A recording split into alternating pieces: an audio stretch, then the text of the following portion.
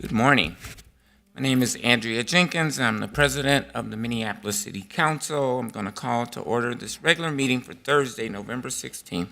This morning we have two honorary resolutions to present, which we will do prior to taking up our regular order of business. And the first resolution will be presented by myself and Council Vice President Palmisano, and that is the Transgender Day of Remembrance resolution. And so you guys bear with me while I come down and read the resolution along with Council Vice President Palmisano.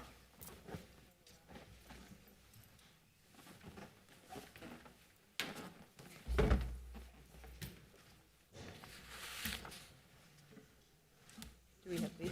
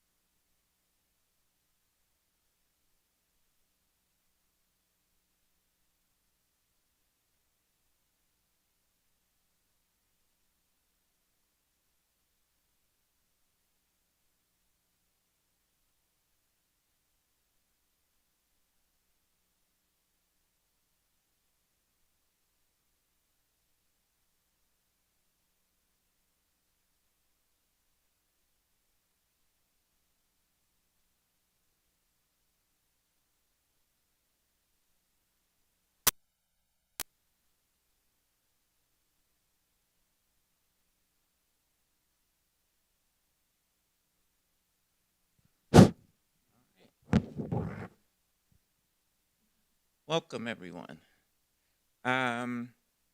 So, this resolution observing November 20th, this coming Monday, as Transgender Day of Remembrance. Whereas, sadly and inhumanely, at least 25 transgender or gender nonconforming people have already been killed in the United States in 2023, including through gun and interpersonal violence. And whereas we face an epidemic of violence against transgender women of color in the United States, with Black and Latinx transgender women representing a vast majority of these fatalities and experiencing violence at disproportionately higher rates. And Whereas too often these murders and violent attacks go unreported or are misreported.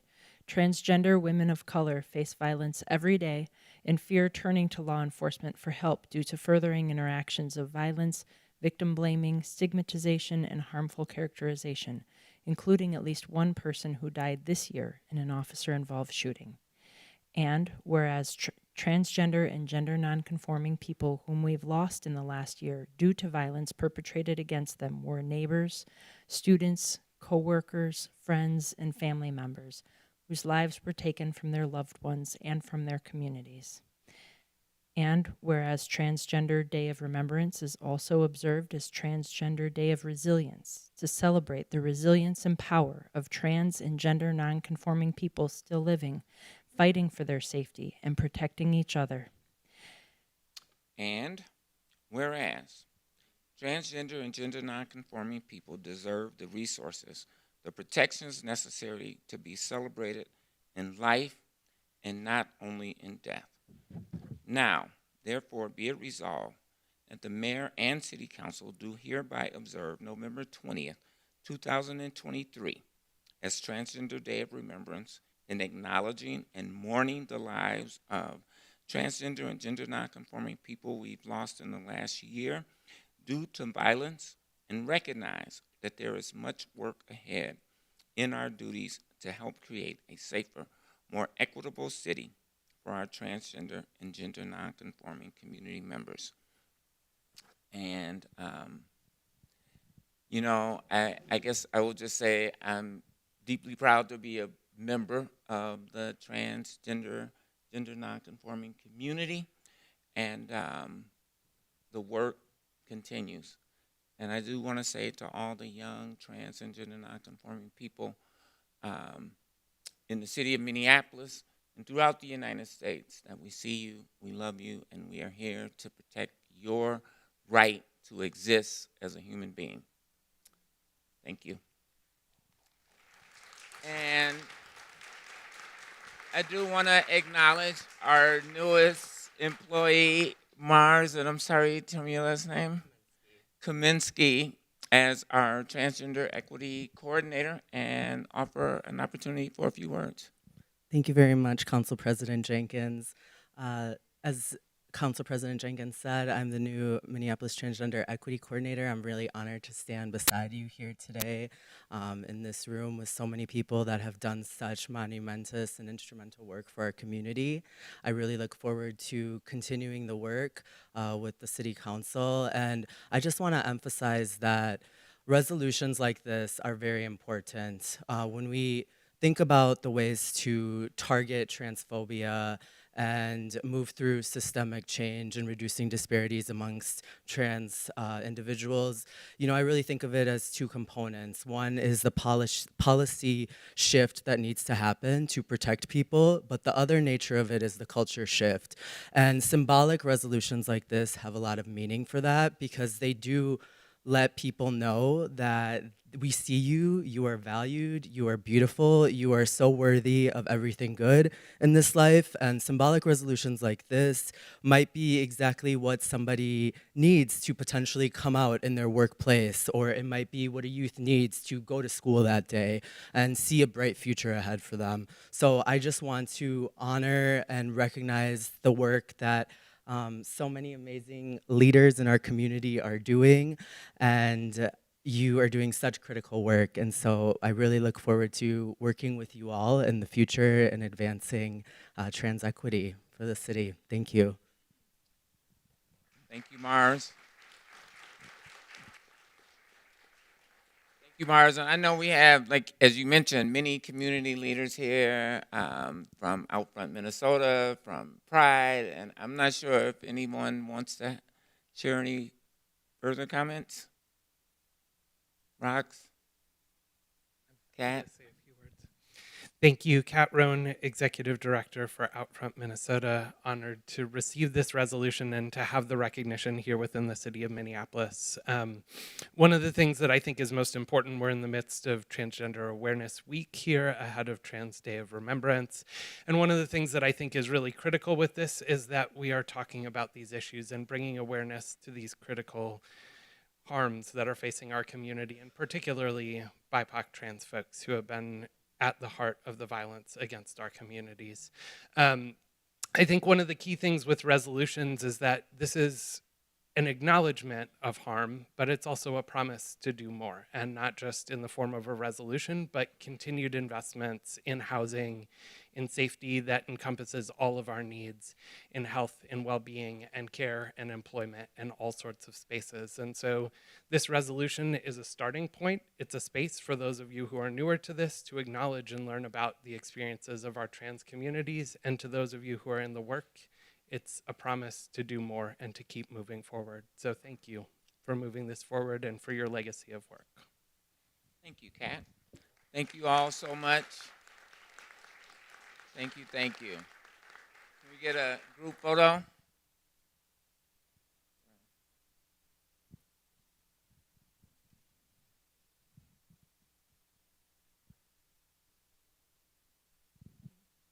Thanks, everyone. Have a beautiful day. Here, I'll present this resolution to Mars.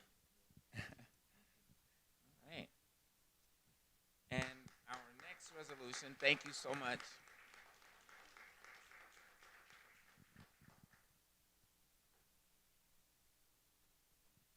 So our next resolution, honoring and recognizing employee resource groups at the city of Minneapolis. And whereas,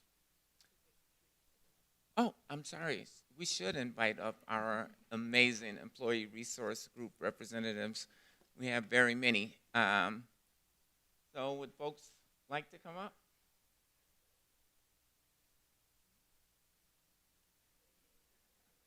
Oh, good. morning. Good morning. How are you? I'm so good. Thank you. So good to see you. Yeah.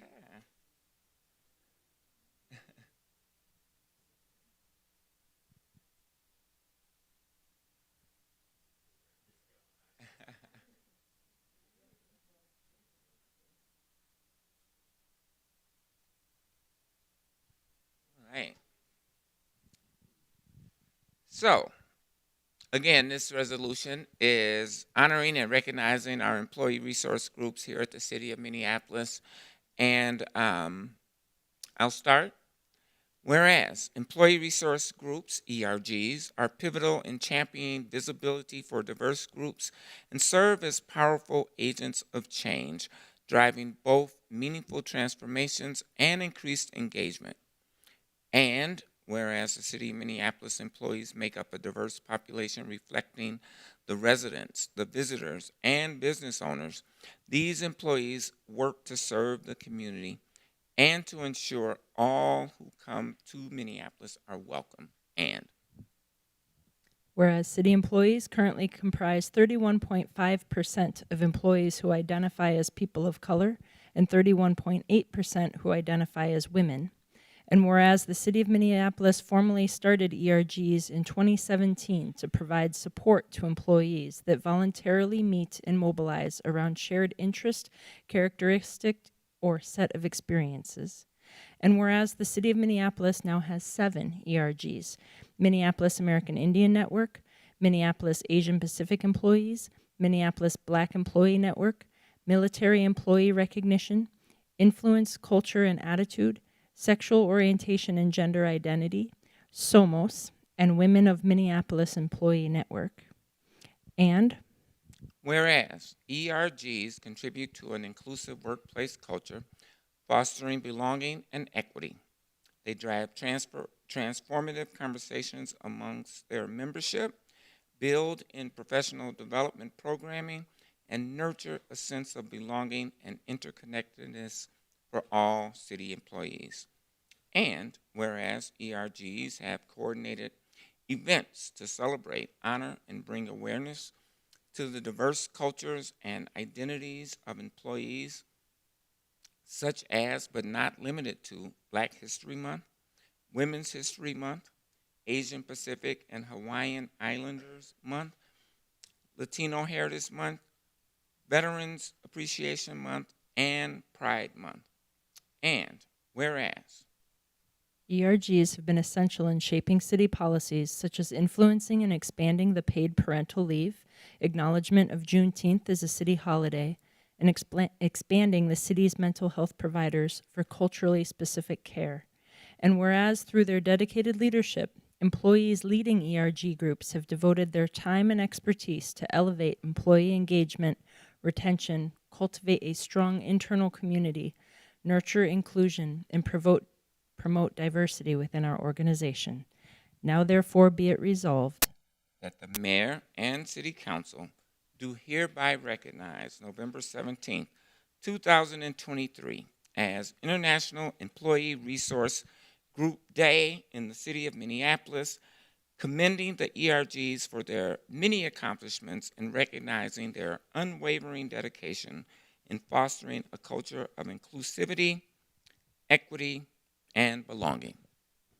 Thank you all so very, very much. Our employee resource groups bring so much to the cultural life of the city of Minneapolis and the city enterprise itself. And so I just want to say thank you all so much on behalf of the city council. Thank you, thank you. Would anyone like to share any comments or thoughts about how, I know Monique, you've been on this journey probably since the beginning of our ERG group. So I'd like want to share a few words? allow Destiny to speak up. Wonderful. All righty. Thank you, Council President and Council Vice President. I just want to say this beautiful mosaic of amazing human beings do great work day in and day out to build community within our workforce, and our workforce loves them for it. So these leaders, there's nothing that I can say to really just express the thanks and recognize the work that they do, because they do it out of love and passion. Thank you to the council members for supporting the work that we do by providing funding for the events and services that we provide for all of our employees. I think that's all I have. Well, thank you, everyone. And I don't know if there's anyone here that can take a group photo, but I would love it if we can have a memory of this moment. There we go. Come on in.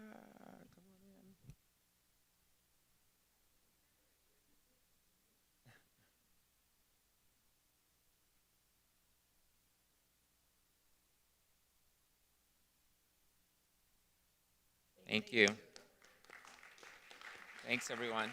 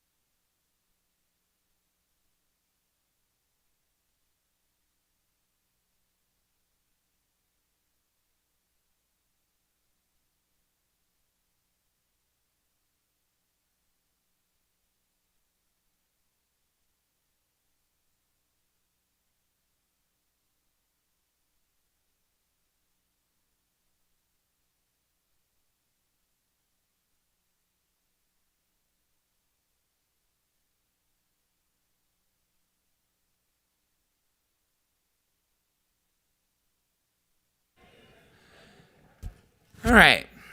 Thanks, everyone, for indulging us. And with that, I will ask the clerk to call the roll to verify that we have the presence of a quorum. Councilmember Johnson. Ignore it. Here. Councilmember Osman. Here. Councilmember Payne. Here. Councilmember Koski. Present. Councilmember Shugtai. Present. Councilmember Chavez. Present. Councilmember Ellison. Here. Councilmember Vita. Present. Councilmember Rainville. Present. Councilmember Goodman. Present. Councilmember Wansley. Present. Vice President Palmisano. Present. President Jenkins. Present. There are 13 members present. Let the record reflect that we do have a quorum. Next, we have the adoption of our agenda. Colleagues, the agenda for today's meeting is before us. Are there any amendments to today's agenda? Are there any amendments to today's agenda? Seeing none, I'll entertain a motion to adopt the agenda. So moved. Second. Clerk, please call the roll. Councilmember Johnson. Aye. Councilmember Osman. Aye. Councilmember Payne. Aye. Councilmember Koski.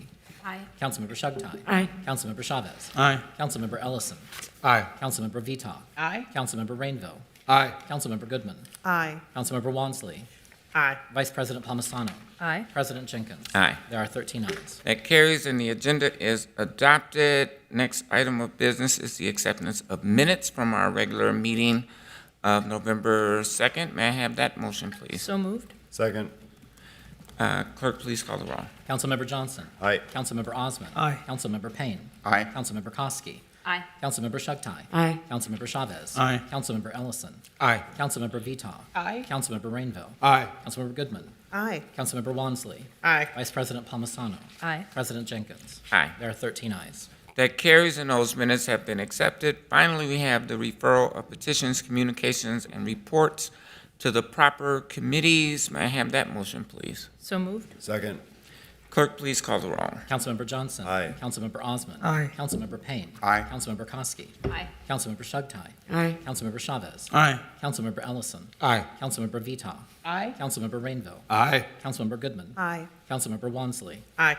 Vice President Palmisano. Aye. President Jenkins. Aye. There are 13 ayes. That carries and those matters have been referred. The next order of business is reports from our standing committees, beginning with the report from our Business, Inspections, Housing, and Zoning Committee.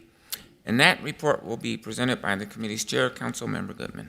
Thank you, Madam President. Members of the council, the Business Inspections, Housing and Zoning Committee is bringing 19 items forward for approval this morning. Item number 1 is a license for entertainment and a sidewalk cafe.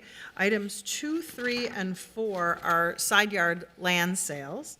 Item number 5 are the special assessment levies related to nuisance conditions and abatement, as well as unpaid administrative fines, etc. Item number 6 is the tax increment financing plan for 550 West Lake Street. Item number 7 is returning to author the issue of regulating tobacco dealer licenses at commercial malls. Item number 9 is the North Market bond issuance. I'll note this is also the subject of an MCDA meeting immediately following this meeting. Item number 9 is liquor license approvals, including one item, TXT Wine and Spirits, that was moved forward without recommendation, that we're asking to postpone on the floor today. Item number 10 are the liquor license renewals. 11 is a contract amendment with Midwest Strategies for Employment and Training. Item number 12 is an item related to the Upper Harbor Terminal. Item 13 is a parkland dedication fee waiver. Item 14 is the carry forward of our 2023 tax exempt housing revenue bonds. Item number 15 is an access agreement for MPCA. Item 16 is the decertification of the Lowry Ridge and 10th and Washington tax increment districts. Item number 17 is an alley vacation for MCAD. Item 18 is the long-awaited exterior building materials ordinance. And item number 19 is a really amazing commercial property development fund loan, which I'm sure Councilmember Chavez would talk about if asked. So I will move all items 1 through 19, including the postponement of item number 9-1. Happy to stand for questions. Thank you. Councilmember Goodman has moved that committee's report with a request to postpone or item number 9-1. Is that correct, Councilmember? Yes, and I see that Councilmember Johnson has a motion that he did not talk to me about, and obviously didn't talk to staff about, because they strongly oppose this amendment. And you can bring it up, but I think it's a bit unfair. I am in queue, so if you're going to speak on a motion that hasn't been moved, Councilmember Goodman, you're out of order, I believe. Well, it was not noticed or passed out to anyone in advance of right now. Thank you, Councilmember Goodman. Councilmember Johnson. Thank you, Madam President. Unfortunately, I think Councilmember Goodman got the jump on this because my staff were not instructed to pass this out yet. They had it on standby because I read an email that came in at midnight last night from one of our Planning Commission members. And so I actually, Madam President, am going to ask the chair and ask our Planning Commission member if they have any more insight on that email, because we did receive what I thought was a thoughtful email from one of the Planning Commission members, Planning Commissioner Meyer, who raised a question about why language was reinserted after the Planning Commission removed language, and he was concerned about unintended consequences of requiring all sides of a building to have the same exterior materials as the front rather than similar. He thought that it might potentially result in decisions on the front materials being lesser because you're wrapping the building with the full set of materials. And so he raised this question. I thought it deserves some, at least, discussion. I don't know the details of this. I am responding, being responsive to an email of what I thought was a thoughtful issue being raised. And so, no, I am not ready to move this for my colleagues. This is just on standby based on the discussion. And so I would respectfully ask Councilmember Goodman and our Planning Commission member if they have any more details on this, so at least we can better understand it, given that all my colleagues, I believe, received this email late last night and probably, like me, did not have a chance to read it until, frankly, right now, if at all. Thank you, Councilmember Johnson. I will invite Councilmember Goodman to respond if you would like. I'm happy to, but I think perhaps you should ask Mr. Wittenberg to come up. This has been 4 years of work on behalf of staff. They are quite disgusted about what happened at the Planning Commission, generally speaking, and were so upset about it that they moved forward a number of amendments that they explained in committee and that the committee took up a week ago now. Mr. Meyer sent us an email at midnight last night. I don't want to speak for staff, but generally their opinion is if you allow developers to have different materials on all sides of the building, that they will put beautiful materials on the front and crappy materials on all other sides. And the example Mr. Meyer uses is a bit unfair because the building he shows is a building that was built in like 1912 when the only choice of materials was essentially brick. So all of these historic buildings have brick on all sides. But I can probably think of, if given more than 2 minutes notice, a number of instances where developers have put beautiful materials on the front and then facing the neighbors on all three sides have used a less sufficient material.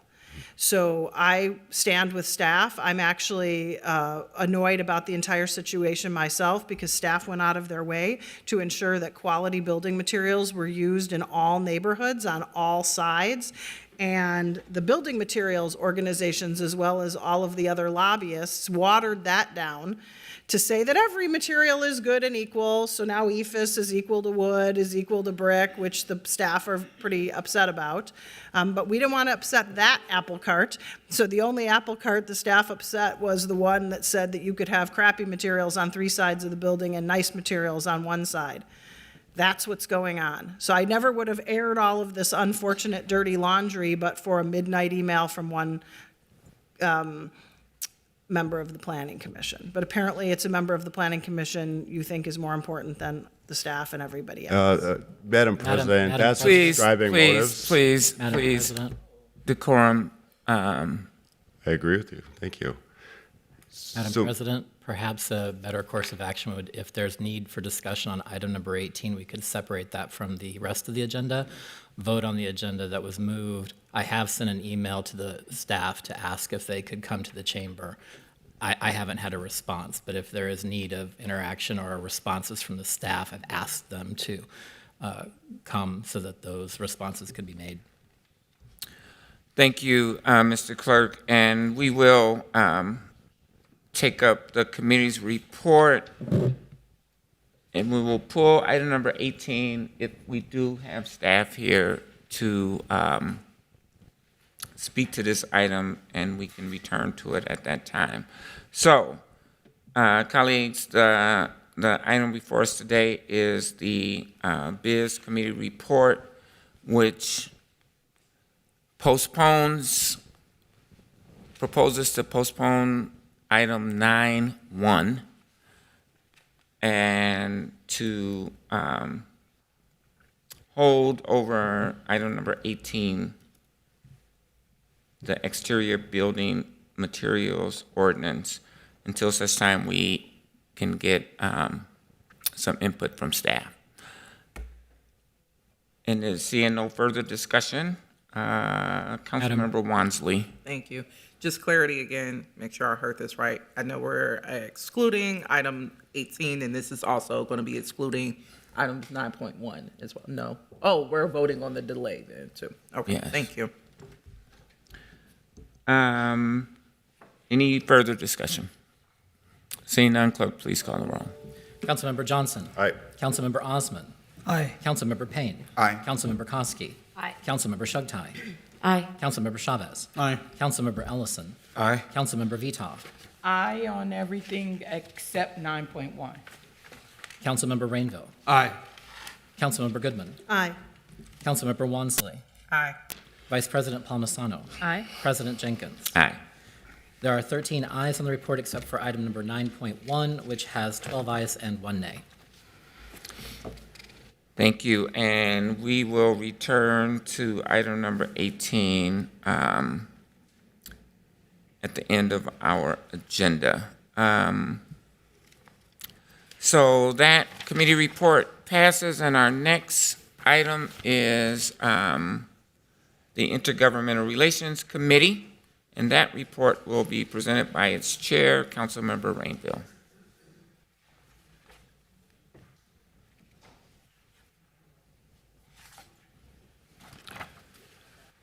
Thank you, Madam President. The IGR committee is bringing forward two items for approval.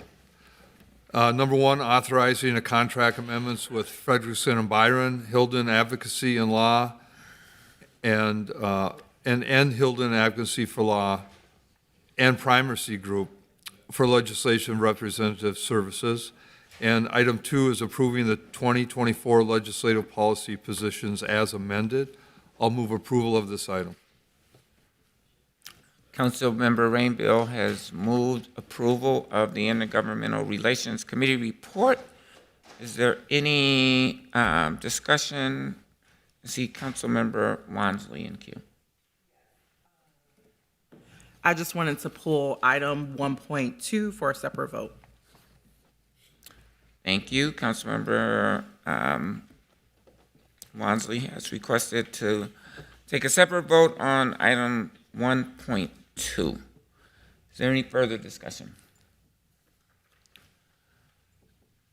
Seeing none, I will ask the clerk to call the roll on the Intergovernmental Relations Committee report, recognizing that we will take a separate vote on item 1.2. Councilmember Johnson. Aye. Councilmember Osmond. Aye. Councilmember Payne. Aye. Councilmember Koski. Aye. Councilmember Shugtai. Aye. Councilmember Chavez. Aye. Councilmember Ellison. Aye. Councilmember Vita. Aye. Councilmember Rainville. Aye. Councilmember Goodman. Aye. Councilmember Wansley. Aye. Vice President Palmisano. Aye. President Jenkins. Aye. There are 13 ayes. It carries, and next we will take up item 1.2. Councilmember Wansley, did you want to speak to this item? Nope, just want to take it up for a separate vote. Is there any discussion on item 1.2? Seeing none, clerk, please call the roll.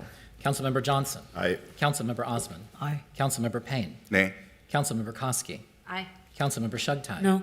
Councilmember Chavez. No. Councilmember Ellison. Aye. Councilmember Vita. Aye. Councilmember Rainville. Aye. Councilmember Goodman. Aye. Councilmember Wansley. Nay. Vice President Palmisano. Aye. President Jenkins. Aye. There are 9 ayes and 4 nays. That carries, and the Intergovernmental Relations report is adopted. Next, we have our Policy and Government Oversight Committee report to be presented by the Chair, Councilmember Ellison. Thank you, Madam President. The Policy and Government Oversight Committee has 15 items to move for approval. One is passage of a resolution for a gift acceptance from the Cooperative Development Foundation for travel expenses. 2 is approving the 2023 property tax special assessment for delinquent utility charges. 3 is authorizing collective bargaining agreement with the Operating Engineers Local 49 for the time period of 2024 through 2026. 4 is authorizing agreements with Xcel Energy to purchase renewable electricity from their Renewable Connect program. 5 is authorizing programmatic agreement with the United States Army Corps of Engineers, the Minnesota State Preservation Office, and the Advisory Council on Historic Preservation regarding the conveyance of federal property at the Upper St. Anthony Lock and Dam. 6 is accepting a bid for corrosion inhibitor. 7 is authorizing a contract with Roya Media LLC, doing business as Vision Flourish for communications and marketing services. 8 is authorizing contract with the Minnesota State colleges and universities through Century College for fire education services. 9 is authorizing a contract amendment with Innovation Masonry Restoration LLC for the Kenwood Tower Masonry project. 10 is authorizing contract amendment with Eureka Construction, Inc. for the 37th Avenue Northeast Reconstruction Project. 11 is a contract amendment with Bituminous Roadways, Inc. for hot mix asphalts. And there is a revised RCA that I'm sure Councilmember Chavez will want to speak to, and that I can also read for my colleagues. 12 is approving a legal settlement for Khalid El-Amin versus the City of Minneapolis et al. 13 is approving a legal settlement with William Champa versus the City of Minneapolis. And 14 is the passage of a resolution for the reallocation of American Rescue Plan Act funds within the Community Planning and Economic Development Department. And then 15 is authorizing a contract with New York University through the NYU School of Law's Reimagining Public Safety Policing Project for implementation of the Safe and Thriving Communities Report. And I will pull the revised RCA, which in short is increasing the contract with Bituminous Roadways, Inc. From the amount of $48,000 to $500,000. That's a significant increase. I was able to talk to staff about this increase, and the explanation was that because of the weather and the ability to continue executing road construction, that there is significant amount of work that is still able to be done that they did not anticipate being able to be done. We did have a long conversation about Bituminous Roadways, Inc. And this contract at committee, and I know that the intersections of environmental justice and other concerns in the community are sort of present on this issue. So just want to give that context for my colleagues. I can stand for any questions. Also happy to move the report minus item 11, if that's helpful to the body. Thank you, Councilmember Ellison.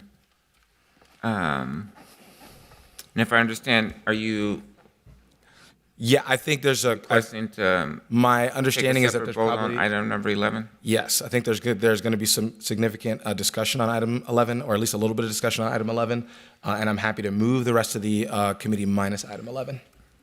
So Councilmember Ellison has moved the committee's report minus item number 11. Is there any discussion? And I guess I will just ask if the discussion is related to item number 11, maybe we can hold that until we take the committee report. I'm not on 11. Okay. Councilmember Goodman. Thank you, Madam President. I just wanted to make a comment about item number 4. Item number 4 is an agreement with Xcel to purchase renewable energy from the Renewable Energy Connect program. And I do think that that's a good idea. This is just a note of caution to members of the council.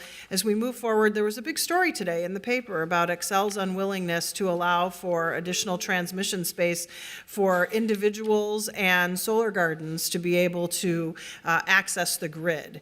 And while it's great that we're paying Xcel to give us clean energy, the better and more appropriate way to do it would be to allow for more distributive energy. And what that means is more individual people, as well as schools and firehouses and city buildings having their own source of solar.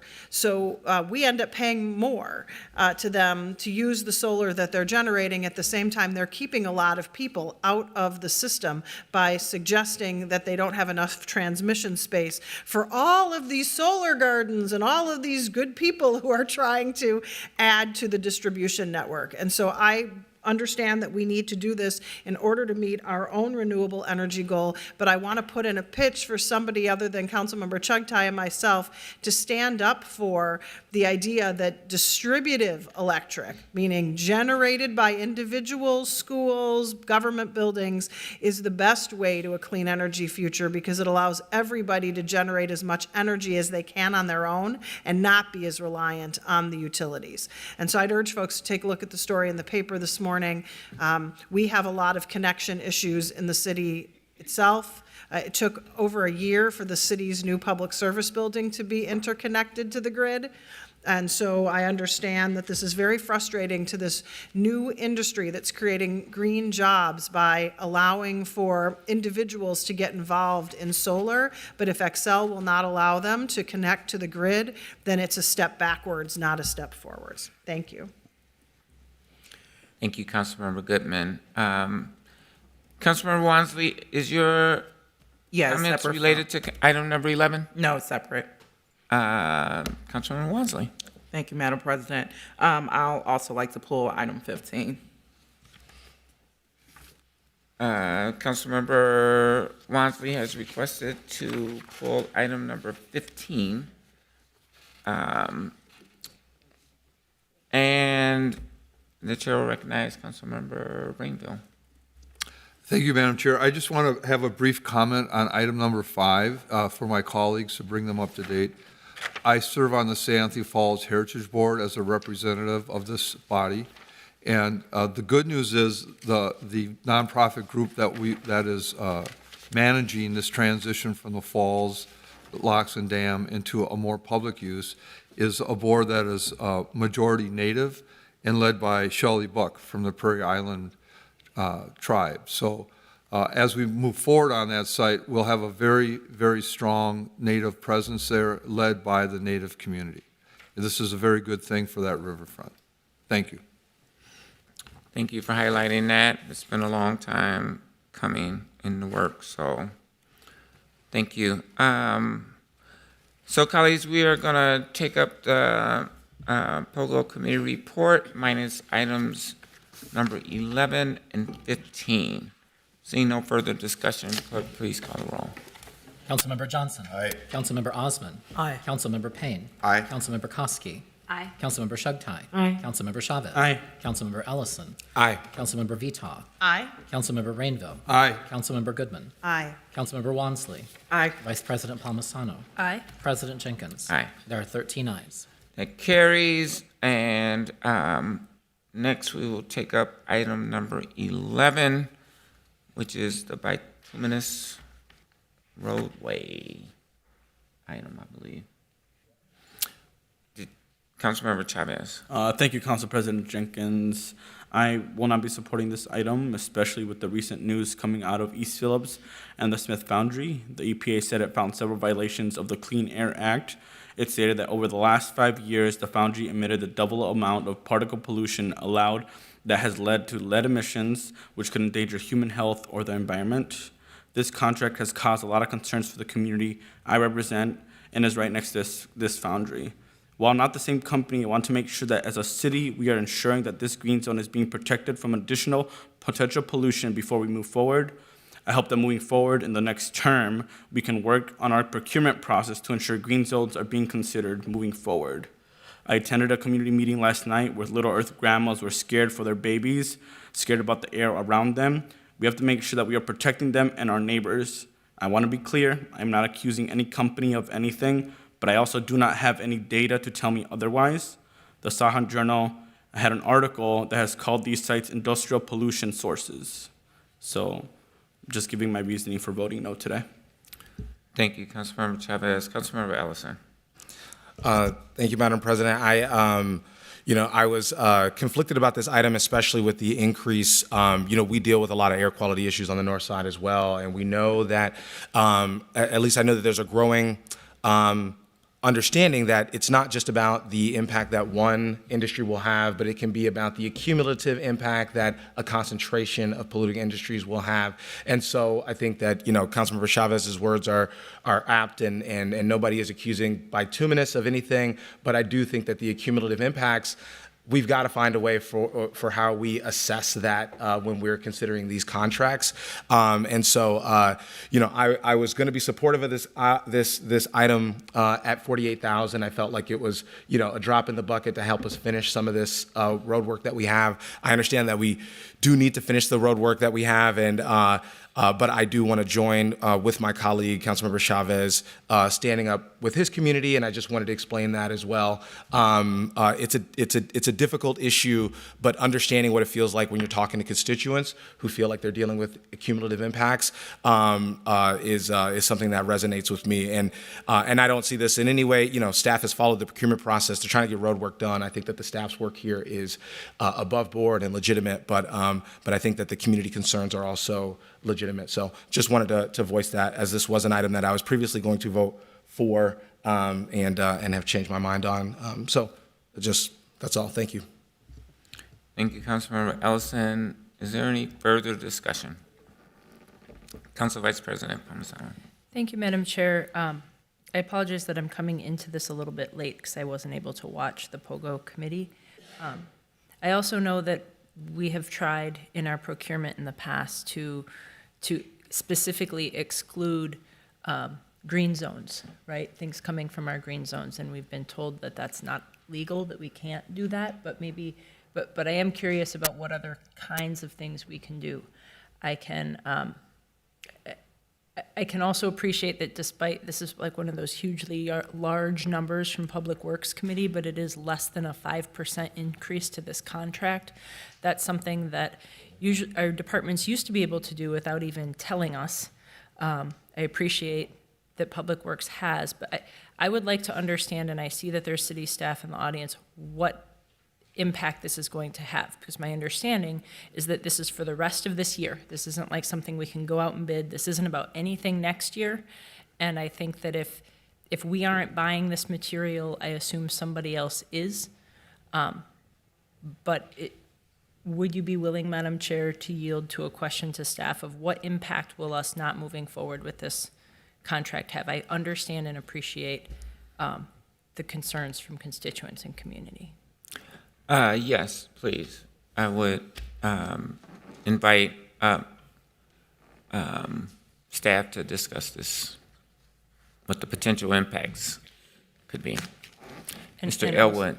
Good morning, Welcome. Council President and members of the council. I'm Don Elwood, Director of Transportation Engineering Design, Minneapolis Public Works. This contract falls within my division. If I understand the question correctly, what will not get done if this action does not pass? I have a list of some specific projects. Maybe the largest one is 2nd Street North near Plymouth Avenue. Right now is closed. That project would then not get completed. Most of these other projects are utility cut related. When our utilities come in, they upgrade their facilities. We come in and then put the final lift of asphalt down over the top. Bloomington Avenue South, 52nd, 53rd is another specific example of things that would not get accomplished. Thank you, Mr. Elwood. I see Council Member Wansley in queue. Thank you, Madam President. I raised this in committee, and it somewhat builds upon what Councilmember Chavez mentioned in terms of, there's definitely a pathway to revisit some of our procurement policies around this matter, but this is really a legislative action that we need to take up, and I think our climate equity plan really gives us space, especially around page 29 of it, where it literally names that we're supposed to be mitigating, reducing, analyzing air pollution, and the concentration of that, especially in our green zones areas. It also highlights that we should be analyzing amongst commercial and industrial spaces where that pollution is also being targeted. So it's very clear there's a way to use or leverage our climate equity plan to take some more directed action or legislative action to get at what I will also name Councilmember Ellison raised in terms of the cumulative impacts of pollution that we know certain participants or industrial companies are emitting in our community. So I just wanted to name that's another pathway forward. I know I'm in conversations with Councilmember Chavez about that, and I know that's going to take some time, but in the meantime, knowing that this is a substantial jump or an increase, and without also doing that further analysis, we need to be complementing any type of procurement or bids with that type of analysis and knowing that what is the full-on impact so that folks like Councilmember Chavez and Councilmember Ellison, many of our council members who represent the green zones can actually say, oh, this is happening right now, but the city is taking this type of legislative recourse to mitigate the harmful outcomes of us continuing to partner with polluters. So I just wanted to name that also came up in our conversations in POGO around this item. Thank you, Councilmember Wansley. Councilmember Vital. Thank you, Madam President. Just, I guess I need some clarity because I feel like a vote no sends a signal that we have an alternative to asphalt, and I'm not aware of one. And so I just want to know if there's something else that we have available that we could be using instead of this. And I just think the public needs to understand that what is the material that we could use instead of this? And we only have so much time in Minnesota to get potholes filled before snow falls, and it's a way worse situation when it melts in the spring. So I don't know if staff could answer that, or Councilmember Chavez, looks like Ellison, but I'm trying to figure out what's the alternative to asphalt. Thank you, Councilmember Vital. And maybe just to add to that question, are there other sources of, under other vendors of asphalt, et cetera? And maybe, Mr. Elwood, can you answer that question? Real quick, just before we get down a rabbit hole, I do want to say I don't think that there's a question of alternate material other than bituminous. That's not the question. I think the question is whether there's a concentration of polluting uses where bituminous exists. And then the question of are there other vendors? There are other producers of bituminous, hopefully in areas where industrial uses are not concentrated. In this case, specifically, Councilmember Chavez's ward. So there's no question of material. I don't want us to go down a rabbit hole of, is there another material? Because I don't think that's the question at hand. Okay, so we had this discussion a little earlier in the year. I'm not sure if it was this contract or not, like if it was voting on the original contract. And to my recollection, it was about Shakopee or St. Paul had the plants. So that's a bigger environmental issue if we're traveling through the cities and other neighborhoods with this. I mean, I recall us talking about this and, trying to figure out some options. But this conversation in particular on this item, it feels like it's confusing to the public that we have an alternative here or that something different can happen, and it's just not true. Thank you, Councilmember Vital. And Councilmember Ellison, I believe you have already shared your comments on this item, right?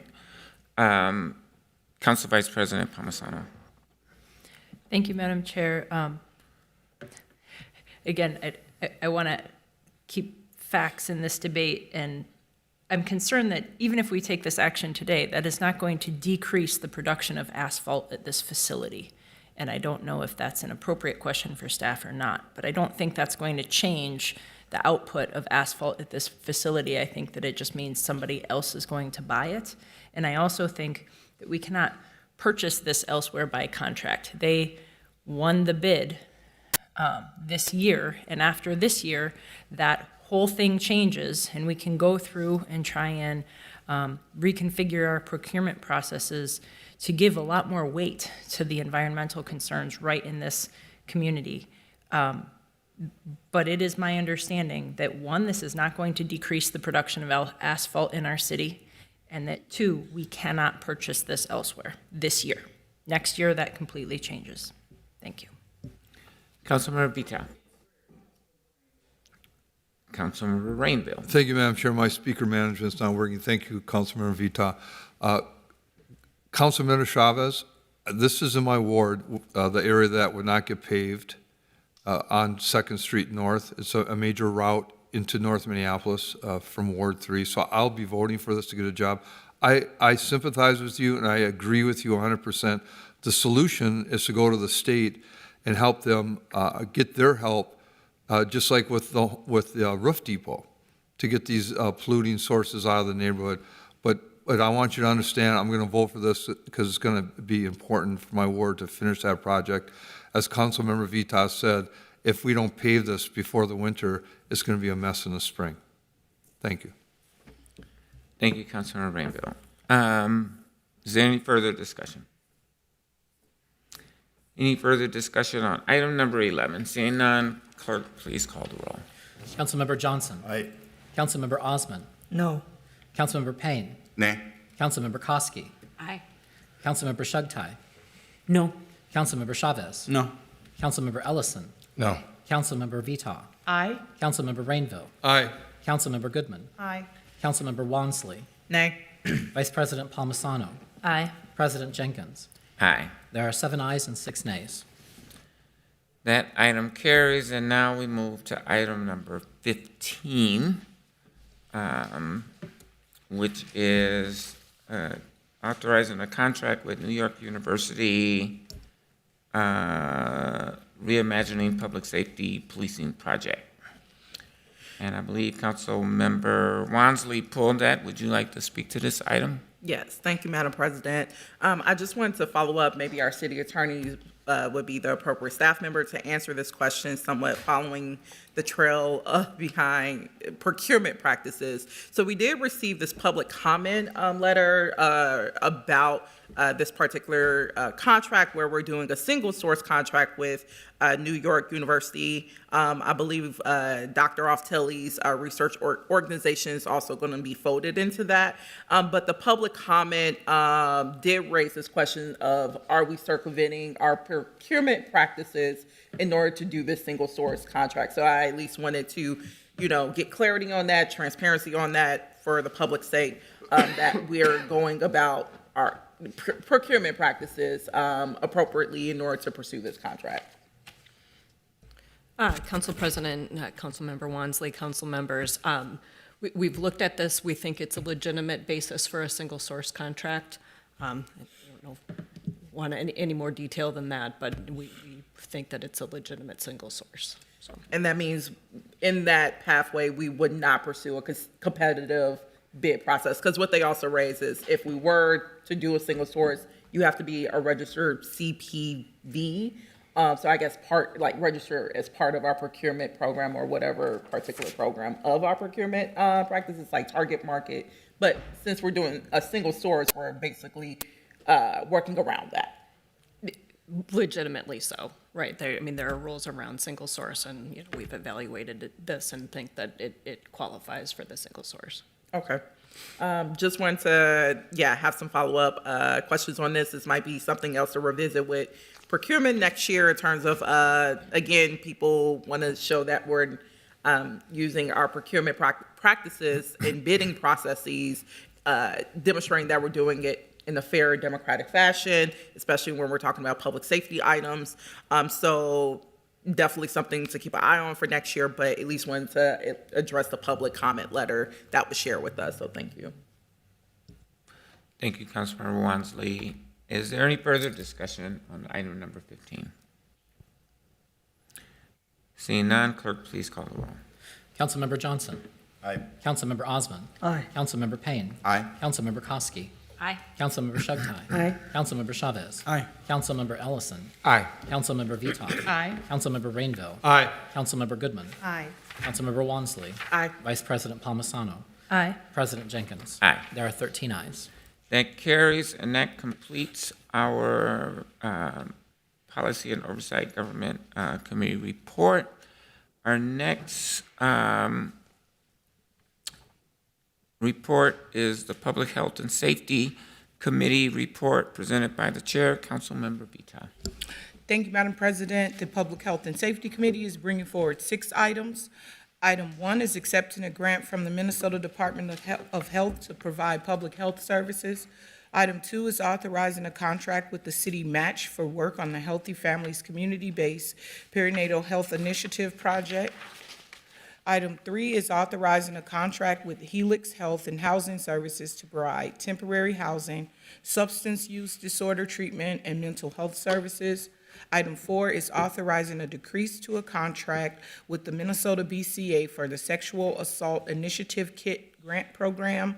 Item 5 is authorizing a decrease to a contract with the Sexual Violence Center for the Sexual Assault Initiative Kit Program. And item 6 is authorizing an increase to the contract with the Hennepin County Attorney's Office for the Sexual Assault Initiative Kit Program. I'll move approval of these items. I'm sorry, Councilmember Vita has moved that committee's report. Is there any discussion? Is there any discussion? Seeing none, clerk, please call the roll. Councilmember Johnson. Aye. Councilmember Osmond. Aye. Councilmember Payne. Aye. Councilmember Koski. Aye. Councilmember Shugtai. Aye. Councilmember Chavez. Aye. Councilmember Ellison. Aye. Councilmember Vitok. Aye. Councilmember Rainville. Aye. Councilmember Goodman. Aye. Councilmember Wansley. Aye. Vice President Palmisano. Aye. President Jenkins. Aye. There are 13 ayes. That carries, and that committee report is adopted. And our next committee report is the Public Works and Infrastructure Committee.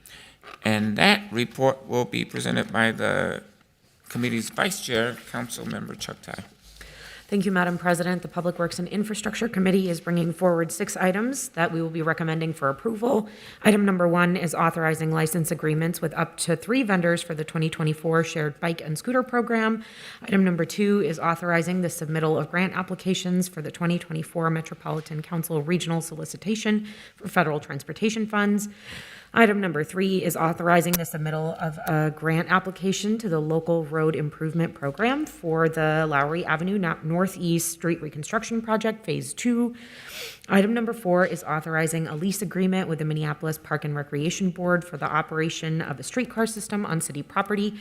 Item number 5 is authorizing a joint powers agreement amendment with the City of Columbia Heights for the 37th Avenue Northeast Street Reconstruction Project and approving the appropriation of funds from the City of Columbia Heights to the Public Works Department. And finally, item number 6 is authorizing subordinate funding agreements number 10 and number 11 with the Metropolitan Council to reimburse the city for costs incurred related to the Metro Green Line extension. I will move approval of all of these items. Thank you, Councilmember Chuck Tai. And Councilmember Chuck Tai has moved that committee's report. Is there any discussion? Is there any discussion? Seeing none, clerk, please call the roll. Councilmember Johnson. Aye. Councilmember Osmond. Aye. Councilmember Payne. Aye. Councilmember Koski. Aye. Councilmember Shugtai. Aye. Councilmember Chavez. Aye. Councilmember Ellison. Aye. Councilmember Viton. Aye. Councilmember Rainville. Aye. Councilmember Goodman. Aye. Councilmember Wansley. Aye. Vice President Palmisano. Aye. President Jenkins. Aye. There are 13 ayes. That carries, and that committee's report is adopted.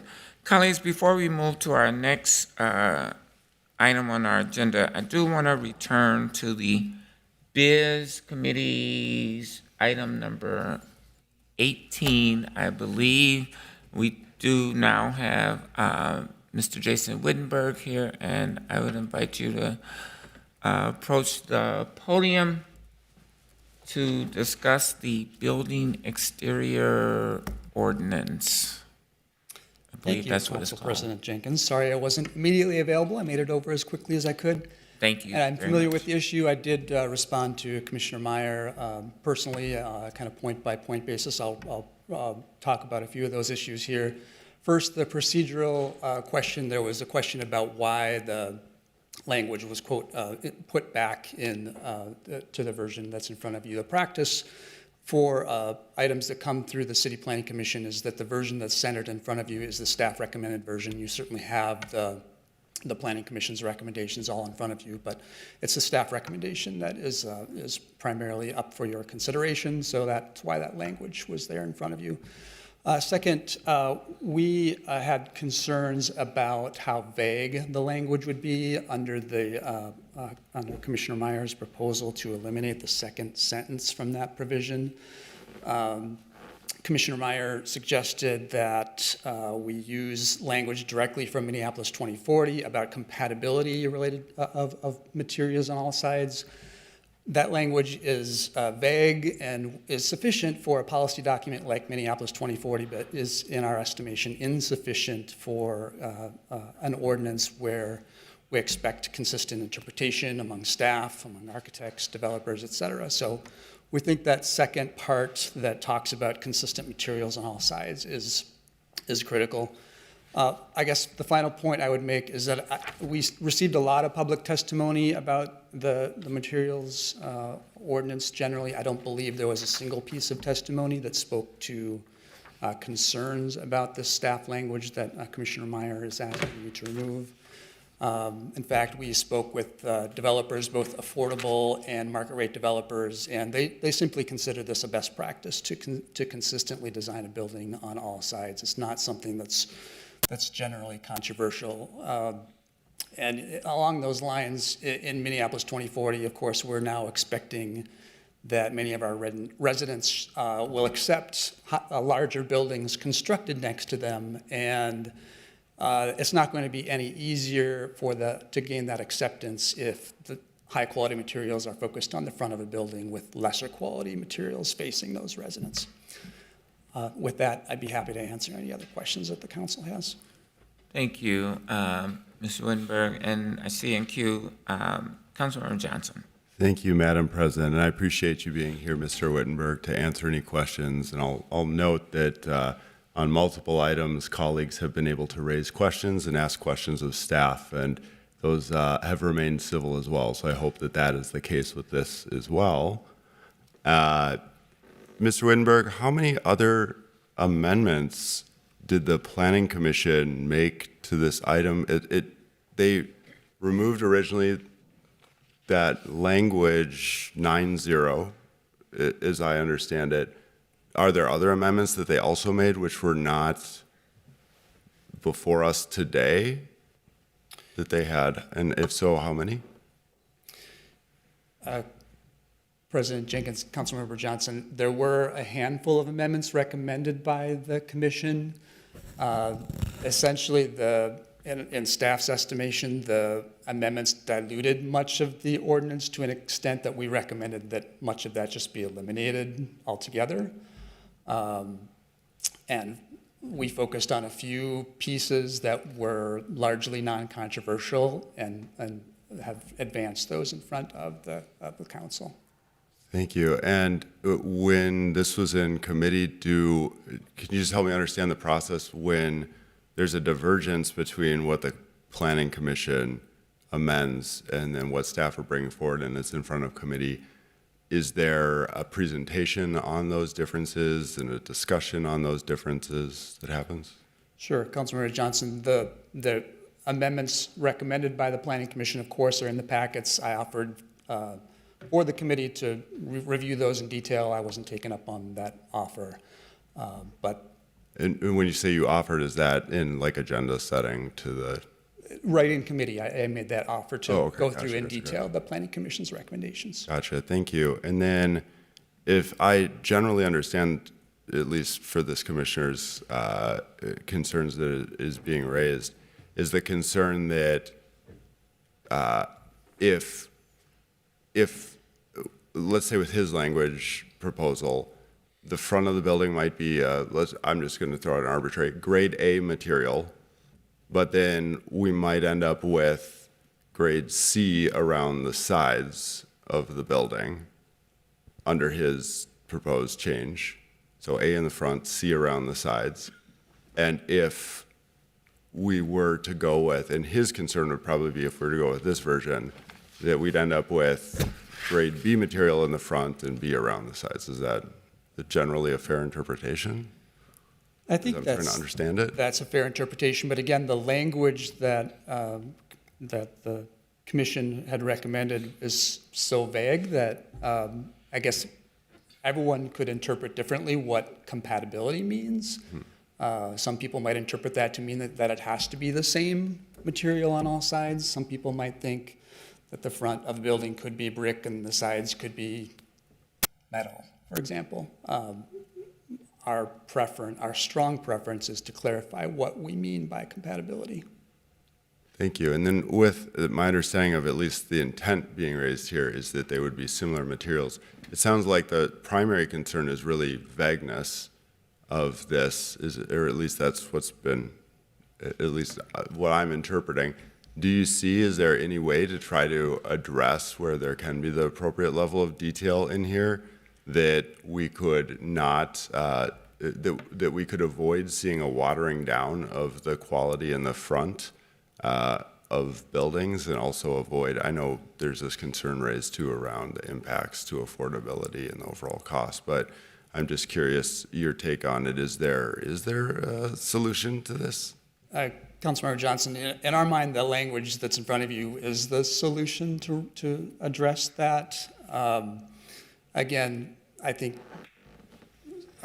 claims about effects on affordability are largely unfounded simply because most developers and architects, including on affordable projects, are already following this guidance.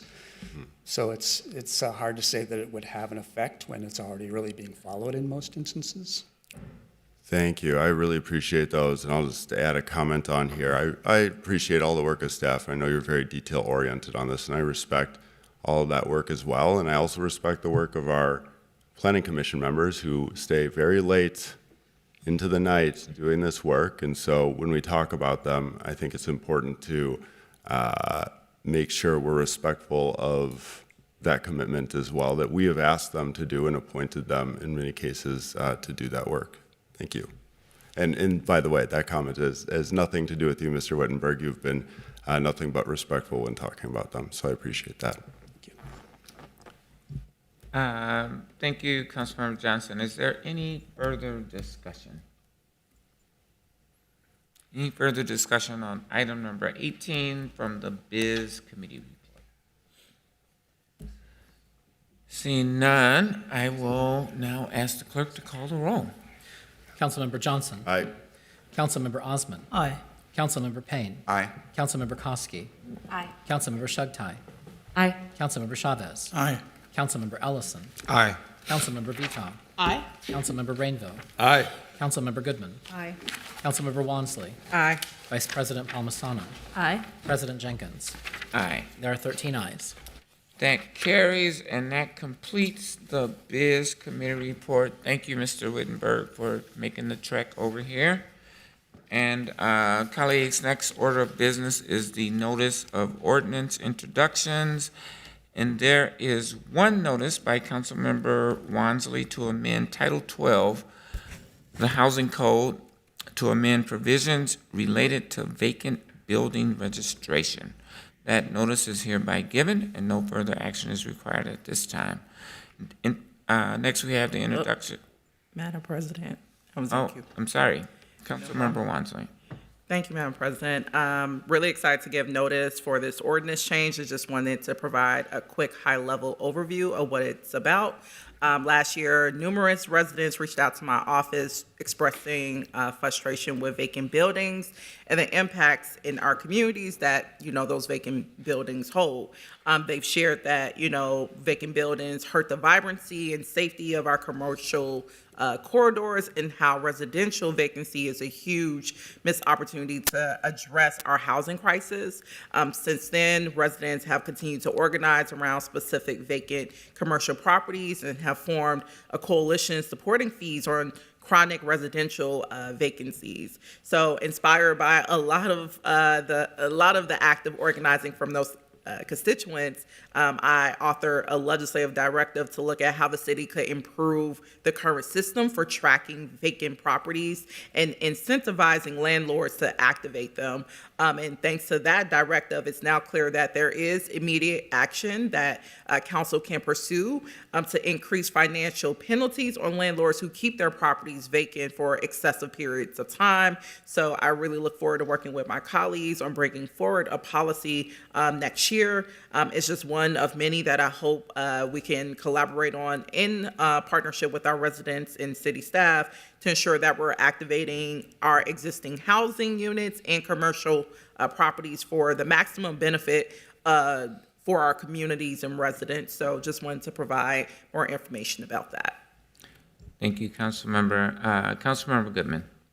Thank you, Madam Chair. I'm pleased that Councilmember Wansley is bringing this forward. We had a lengthy conversation in committee about this issue, and I believe 5 of the 6 members of the committee spoke on this issue, and there was violent agreement that we really needed to do something, and we felt really supported by staff, Mr. Hilden in particular, who gave us a pathway forward. So kudos to you, Councilmember Wansley, for bringing this up. This is something that I hope the next council will work on right away, because it seems like we're not even recouping our costs.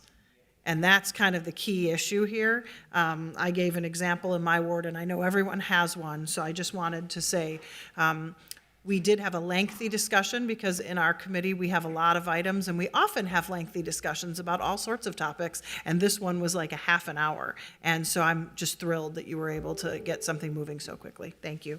Thank you, Councilmember Goodman. Yeah, thank you both. I just have a clarification question. And maybe I see Mr. Enrique Velasquez here. Don't we already have a vacant building fee of about $6,000? 7,000? Okay. Yes, good morning, Madam President. Yes, we currently do have a vacant building and registry fee of $7,087. That covers some staff time to go out and do monthly inspections. It covers some of the nuisance abatement activities. But if people were to trespass into those properties and those properties are open to trespass, the cost to clear those spaces again, to board them up again, to resecure them, that's above and beyond the cost of what it would take. Okay, thank you. I just wanted to get a little clarity on that. Councilmember Goodman. There's a speaker management issue down here. Councilmember Vita, I can't put myself in line. And looks like Councilmember Ellison too, so. Thank you. I just had a clarifying question also. So won't this expire at the end of the year and we have to reintroduce again at the beginning of next year? Mr. Clerk. Madam President, Councilmember Vita accurately points out that there's not enough meetings left in the year for the council to take up its normal process on moving this ordinance forward. So I think that staff is certainly aware that there is a council member who has made a notice. My expectation would be that when the clerk brings forward the list of expired items from this term, early next term, it will be reintroduced. Yeah. Thank you. Very good. Councilmember Ellison, did you have a? I was just going to affirm that, the $7,000 cost doesn't really cover it, and it's not just if people will squat in these buildings; they often do, and I think we probably have all experienced that on some level in our wards. People living in boarded buildings, and it can be, I'm sure, intensive to get those folks resources and get them connected to places where they can live, but they can't live in these structures because things, people can OD and die in these structures. They can do, quietly and nobody finds them for a long time. Those types of things do happen. There are extreme examples, I guess is what I'm pointing out. So that's all I was going to point out. And then I do think that's, I did appreciate the presentation from staff and agree that there's, pretty universal agreement. So I think even though, yes, this will expire at the end of the year, I think that we've got a chance to provide some continuity, and staff knows that there will be some continuity of work from one council to the next. So definitely supportive. That's all. Thank you. Any further discussion? All right. Next, we have the introduction and referral calendar. Councilmember Wansley will be introducing and giving first reading to an ordinance amending the Fire and Police Code to amend provisions related to fees for use of city-owned resources by external entities, which will be referred to the Public Health and Safety Committee. Are there any questions from colleagues on that introduction? I guess I have one question. Are firefighters using equipment beyond their duties? Is that a Madam President. issue we're trying to resolve? Madam President, I can provide some clarity. So this is directly tied to off-duty. So similar to vacant registry fees, it's very clear from analysis around off-duty. We have an absence of tracking how much, how much resources, especially city-owned resources, are being used to administer that program. The chief himself have come forward to committee as they're working to revamp their off-duty system, and as also recommended by the MDHR and also DOJ reports, we should be creating a system, and part of that is collecting fees that's needed to administer this program so that we can start doing more regulation and having more oversight over that. So this is essentially to recoup, start tracking what are the actual costs, like quantifying that, and then to recoup the cost of administering that program. So this is literally just tied to the off-duty police program.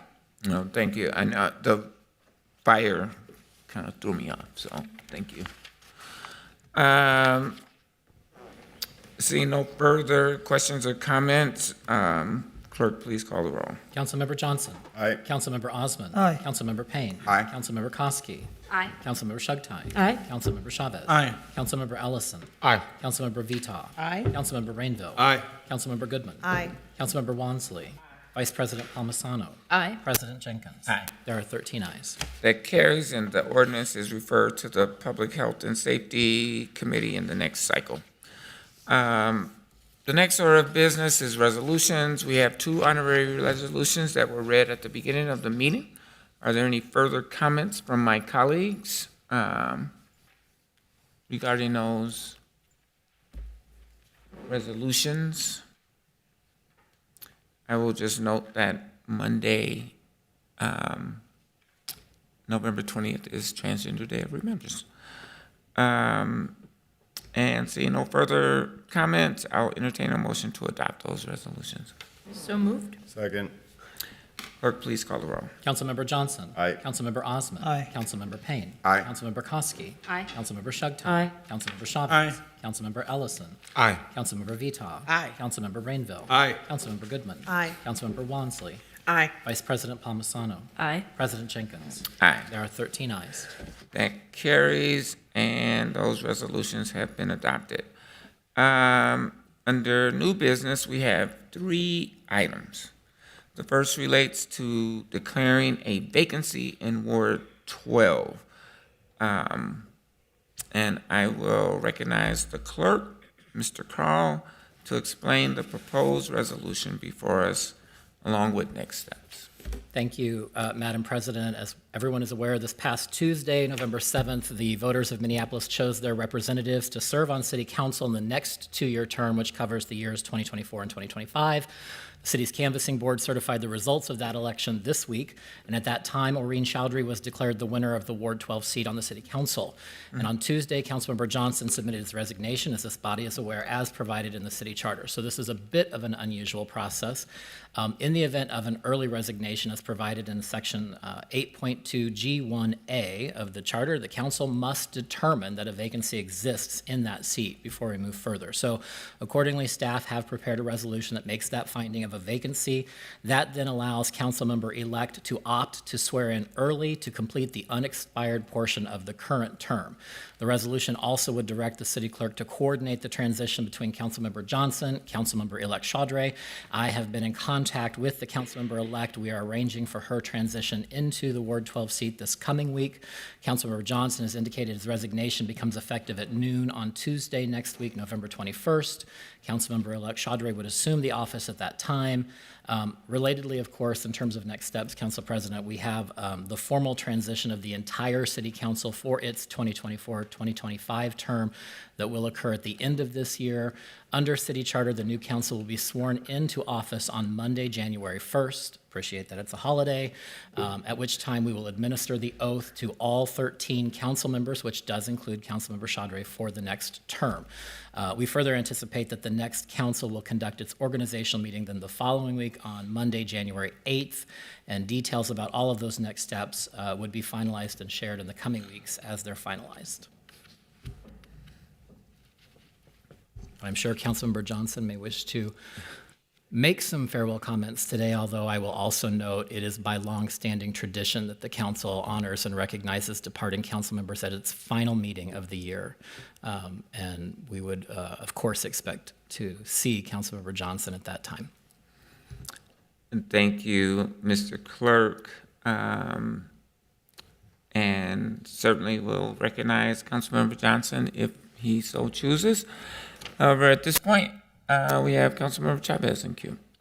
Thank you, Council President Jenkins. I do have some questions regarding procedure on item number 2 and 3, and would just like to pull those out for discussion. Oh, yeah, we haven't gotten to those yet. Okay. Individual ones? Perfect. Thank you. So I have a question. So will Councilmember-elect Chowdhury be considered serving 2 terms? Council President, she will be filling the unexpired portion of this current term, which, I mean, in terms of the calendar, is going to be just under 2 months. Her first full term will begin January 1st when we swear her in, along with all of the council members who were elected last week for the 2024-2025 term. Thank you. Oh,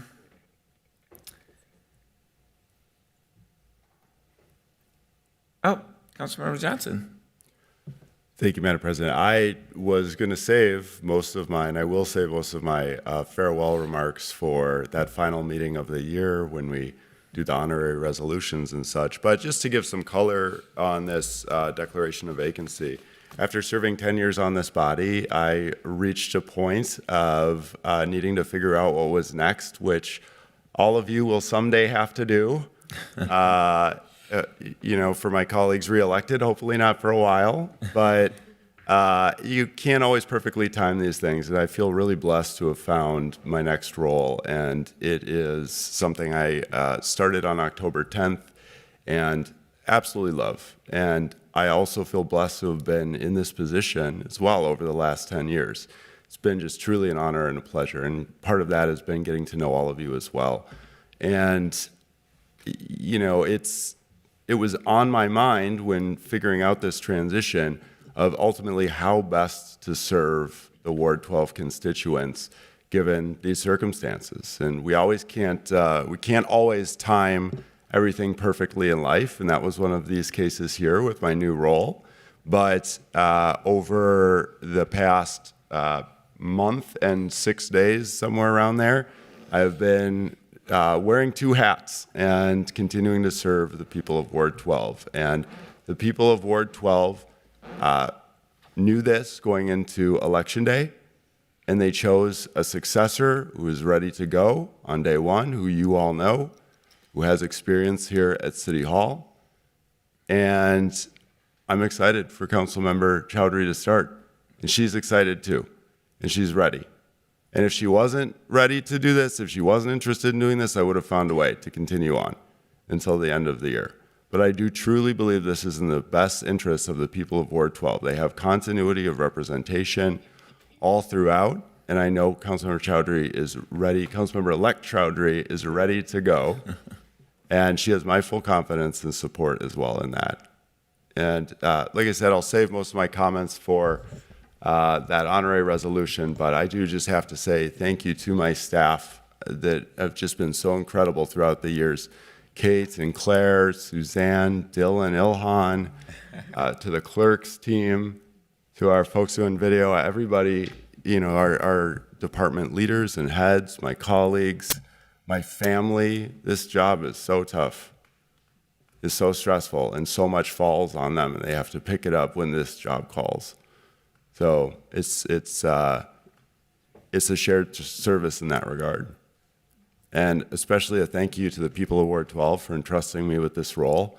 I hope I made them proud over the years and making sure I made independent decisions that were in the best interest of the people of Ward 12 and our city each and every time.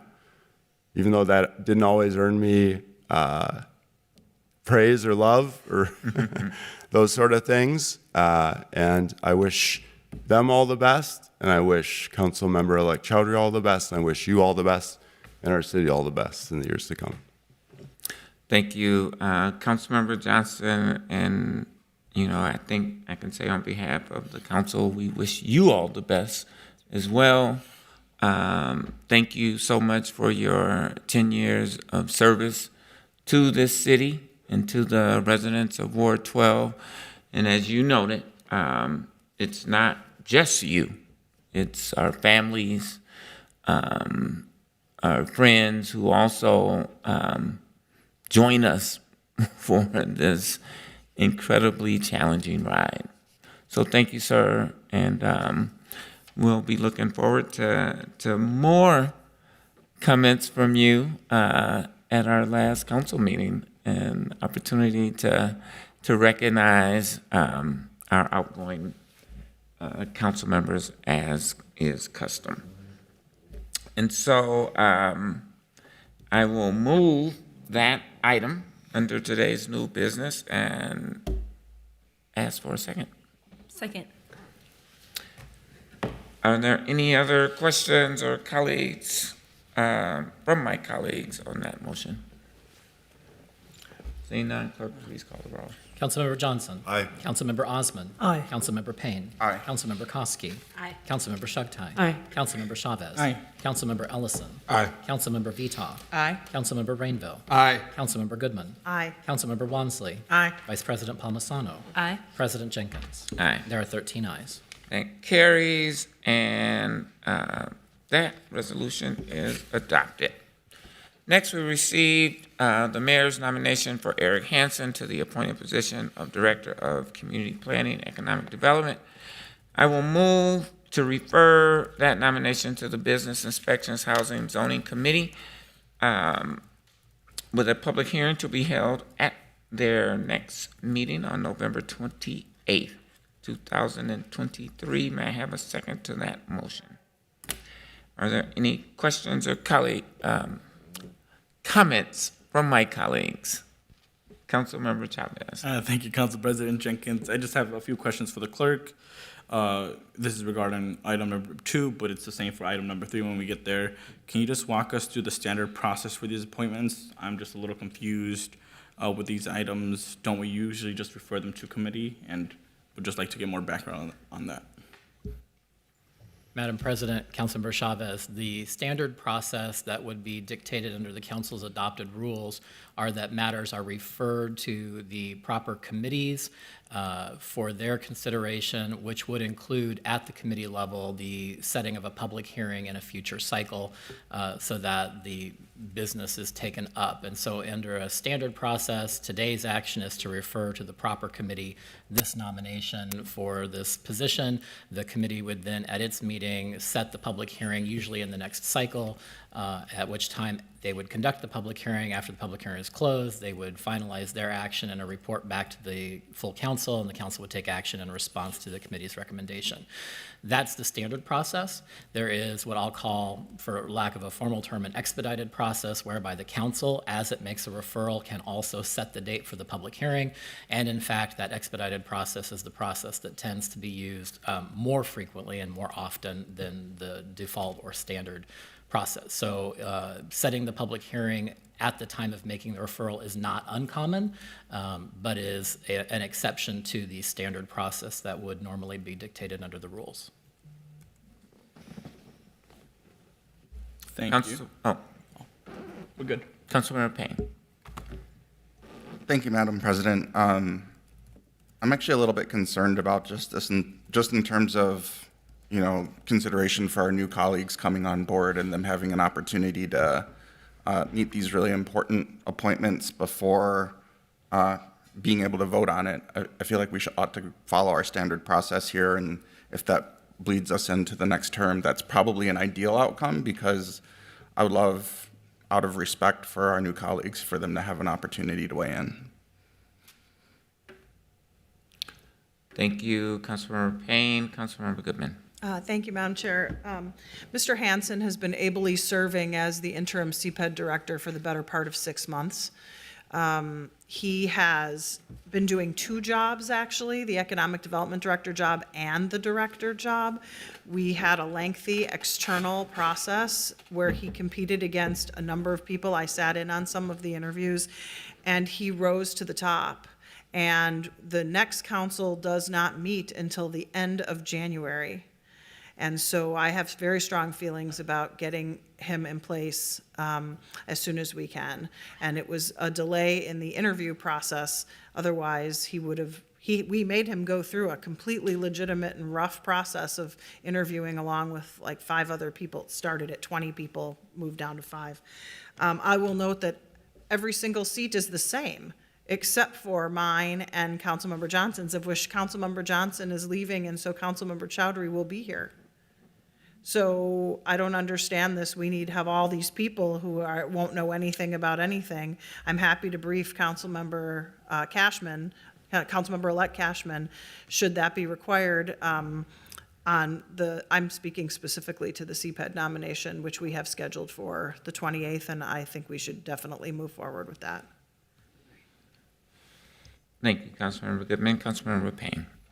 Thank you, Madam President, and thank you for those comments, Councilmember Goodman. My comments are not at all in reference to the, Interim Director Hansen. I've had a great working relationship with him. This is mostly out of respect, truly, for Councilmember-elect Cashman. We are not unfamiliar with folks holding interim roles for a long time here. I don't think the timeline is a significant barrier here. I also have some comments on our interview process, which I'll save for our next item, because I was on the search panel for the COO, and I'll save my comments for that. I'll get back in queue for that when we're on that item. But this isn't about Interim Director Hansen. This is about making sure that Councilmember-elect Cashman really has that opportunity to go through. It's a pretty big deal to get sworn in and go through that process. I think we can honor her in a meaningful way by giving her this opportunity to weigh in. Thank you, Councilmember Payne. Council Vice President Palmisano. Thank you, Madam Chair. I also don't think that this is about new colleagues here. We say up here that we want positions filled, and right now we have people doing double duty at least. We say we want a positive work environment, and yet we hold people on the hook for ages and ages. Both of these appointments to me are a non-issue. Very notably, they're both internal candidates that we all know and have worked with. One of the candidates of these positions, and I'm sorry, I'm speaking to both item 2 and 3 together here, but one of them has recently had a public hearing for her appointment as Public Works Director. I appreciate the process is important here, but at the end of the term, I think it's reasonable to say we're going to have 2 weeks to schedule this public hearing for one candidate, and I believe 4 for the other, 3 maybe, and to dispense with these decisions here. And I think 2 weeks and more is an appropriate time to do that for these internal candidates, and to let others who have been vying for these positions from external to the city also give them some confirmation as to where we're at. So thank you. Thank you, Council Vice President. And seeing no further conversation and/or comments from my colleagues, clerk, please call the roll on the nomination of Eric Hansen to be moved to the Biz Committee for a public hearing on November 28th. Councilmember Johnson. Aye. Councilmember Osman. Aye. Councilmember Payne. Aye. Councilmember Koski. Aye. Councilmember Shugtai. Aye. Councilmember Chavez. Aye. Councilmember Ellison. Aye. Councilmember Vita. Aye. Councilmember Rainville. Aye. Councilmember Goodman. Aye. Councilmember Wansley. Aye. Vice President Palmisano. Aye. President Jenkins. Aye. There are 13 ayes. That carries, and that nomination is referred to the Biz Committee for a public hearing on November 28th. Finally, we have received the mayor's nomination for Margaret Anderson Kelleher to the appointed position of City Operations Officer. And I will move to refer that nomination to the Committee of the Whole with a public hearing to be held at their next meeting on December 5th, 2023. Is there a second to that motion? Second. Are there questions and comments from my colleagues? Councilmember Payne. Thank you, Madam President. Similar to the last appointment, this is again not about the individual, it's about the process. We clearly dispensed of this last one, but this one, I actually was able to sit on the search committee for COO, was able to sit on all the interviews. We had some very strong candidates that were involved in that. We even asked some of them to come back. Some of them had to interrupt international trips visiting family for the first time since COVID to fly back for an interview. And we say that we care about process around here. We say that we care about workers around here. I don't know what the status of, did we actually notify that those folks that disrupted their lives to fly across the country and across the world to be considered for this role? Were they given any heads up, notified, any amount of respect in that process? I just have questions about how we're moving these forward and rushing them through, especially given that it has this tinge of political expediency because of maybe some election results that people felt a way about. But it doesn't sound like this body is really wanting to hear about good process, and doesn't really want to hear about the respect for our new colleague, and they don't see that as an issue. So I'll leave my comments there. Councilmember Johnson. Thank you, Madam President. I won't be here for this vote clearly on it, but I did want to speak on the nominee, the candidate, because I had a chance to work very closely with Director Anderson Kelleher as the Chair of Public Works and Infrastructure, and I just am so excited to see her name coming forward on this. She was really great to work with. And I think one of the challenges that we have as a body, especially, is after the government structure charter amendment happening and the change in the balance of power between the administration and the council. And in Director Anderson Kelleher, what I saw and witnessed firsthand was somebody that really worked to make sure that the council also had a voice and to strike the right balance. And it's frankly a really difficult spot to be in, a very tough role in that regard. But she brings just such a wealth of experience from her obviously impeccable resume in the legislature and then high-level executive positions as well. And so if anybody can be up to the task of an impossible role, frankly, in between the council and the mayor, the public, our staff, and try to juggle all of those things and strike the right balance, I do think it's her. And so I'm excited to see this nomination before us. And I felt compelled, given my own personal experience with her and her ability, too, to push back on all sides. I've seen that as well, and to stand up for what's right. So I felt compelled to say something. I'm excited to see the nominee advancing, and I look forward to having you consider her. Thank you. Mm-hmm. Thank you, Councilmember Johnson. And I did put myself in queue. I guess I just wanted to speak to this issue of respect for our incoming colleagues. I mean, we could certainly postpone all our decisions until a new council member arrives and is sworn in, and our first council meeting at the end of January. However, I don't think that respects the members of this body now. We have decisions to make now, and our incoming colleagues, the both of them, will have many opportunities to vote on many important items and issues to bring our city, to continue to move our city forward. And so, I just don't necessarily buy into the argument that we're somehow disrespecting incoming colleagues by doing our duty as elected council members. Seeing no further conversation, clerk, please call the roll on this item.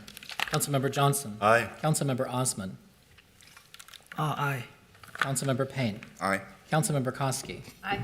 Councilmember Shugtai. Aye. Councilmember Chavez. Aye. Councilmember Ellison. Aye. Councilmember Vita. Aye. Councilmember Rainville. Aye. Councilmember Goodman. Aye. Councilmember Wansley. Aye. Vice President Palmisano. Aye. President Jenkins. Aye. There are 13 ayes. Thank you. That carries. Are there any announcements from my colleagues? As I'm waiting to see if others go in queue, I'm going to put myself in queue to ask all of my colleagues to please stay in your seats for the MCDA meeting immediately after. I think we can go move pretty quickly through that, but I think that'll be the best way through this. Other announcements from my colleagues? Councilmember Rainville. Thank you, Madam Vice Chair. I just want to send well wishes to my mother, my 90-year-old mother. She recently had some heart issues and had to go to Abbott Northwestern, and I was amazed at the great care she got. So shout out to all the professionals at Abbott Northwestern. So pleased to see their $1 billion in a remodeling in action there. It's quite a campus, so good for Abbott Northwestern. And Louise Rainville, I wish you the best in your healing. Thank you. Other announcements? Councilmember Koski? Thank you, Madam Vice President. I was virtual yesterday during the Public Works agenda setting, and I just want to note that Peggy, who has been the clerk for Public Works for, maybe the clerk can tell me how many years she has served as that? You're not sure? I can't because I'm asking my team to put these same comments together you're making today so I can offer them at the appropriate time, but I don't know how many years she's actually been here. Many, many. So I just want to offer that up because I wasn't there in person to say thank you to her and for her dedication to the city. So. Thank you. I know we'll all miss Peggy. Not seeing any more, we've completed our business in the council meeting today and nothing further to come before it. And without objection, this meeting is hereby adjourned to December 5th at 6:05 p.m. for the purpose of conducting a public hearing and adopting the 2024 city budget and tax levy, the fiscal year 2024 consolidated plan, and the proposed water and sewer rates. Thank you, everyone. We're going to start this MCDA meeting immediately after. Good morning, everyone. Thank you for being here. The MCDA was the city's economic development agency until the formation of CPED in 2003. It exists as a separate legal entity for certain limited purposes, and a small number of CPED items actually require approval by the MCDA Board of Commissioners, in addition to regular City Council approval. The City Council serves as the MCDA Board of Commissioners. Given that, I'd ask the clerk to call the roll to confirm attendance at this meeting. Commissioner Payne. Present. Commissioner Wansley. Present. Commissioner Rainville. Present. Commissioner Vitaw. Present. Commissioner Ellison. Here. Commissioner Osman. Present. Commissioner Jenkins is absent. Commissioner Chavez. Present. Commissioner Shugtai. Present. Commissioner Koski. Present. Commissioner Johnson. Present. Commissioner Palmisano. Present? Chair Goodman. Present. There are 12 members present. There is a quorum available for the committee meeting this morning. Colleagues, there are 4 items on our agenda, which is adopting the agenda, the acceptance of the minutes from the December 8th meeting, 2022, as well as the passage of resolutions authorizing the issuance of revenue bonds for North Market, and a passage of a resolution authorizing the issuance of revenue bonds for Pillsbury United Communities. What is the commission's pleasure, Commissioner Osman? Would you like to move approval of all items? Yes, I do. Approval of all items has been moved. Further comments or questions? Seeing none, I'll ask the clerk to please call the roll. Commissioner Payne. Aye. Commissioner Wansley. Aye. Commissioner Rainville. Aye. Commissioner Vitaw. Aye. Commissioner Ellison. Aye. Commissioner Osman. Commissioner Jenkins is absent. Commissioner Chavez. Aye. Commissioner Shugtai. Aye. Commissioner Koski. Aye. Commissioner Johnson. Aye. Commissioner Palmisano. Aye. Chair Goodman. Aye. There are 12 ayes. Those items are adopted, and seeing no further business before us and without objection, I will declare our meeting adjourned. Thank you, everyone. Thank you. Great.